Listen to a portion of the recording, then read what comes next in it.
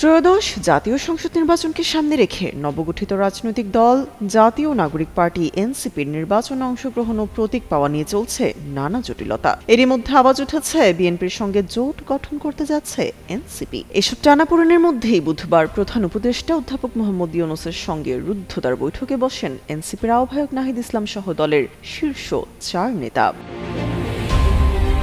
বুধবার বিকেল 5:15টায় প্রধান উপদেষ্টার বাসভবন যমুনায় পৌঁছান জাতীয় নাগরিক পার্টি এনসিপির আহ্বায়ক নাহিদ ইসলাম। দলটির উত্তরাঞ্চলের মুখ্য সংগঠক সার্জিস আলম, জ্যেষ্ঠ যুগ্ম আহ্বায়ক সামান্তা শারমিন ও যুগ্ম আহ্বায়ক খালিদ সাইফুল্লাহ।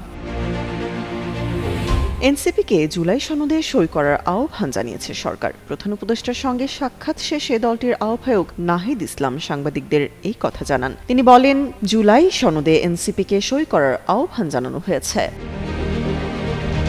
এর আগে গতকাল মঙ্গলবার সন্ধ্যায় বিএনপির মহাসচিব মির্জা ফখরুল ইসলাম আলমগীরের নেতৃত্বে দলটির একটি প্রতিনিধি দল যমুনায় গিয়ে প্রধান উপদেষ্টার সঙ্গে বৈঠক করেন। নির্বাচনের আগে সরকারকে নিরপেক্ষ তত্ত্বাবধায়কের ভূমিকা নেওয়ার আহ্বান জানান তারা। এজন্য অন্তর্বর্তী সরকারের মধ্যে দলীয় লোক থাকলে তাদের অপসারণের দাবি জানিয়েছে বিএনপি।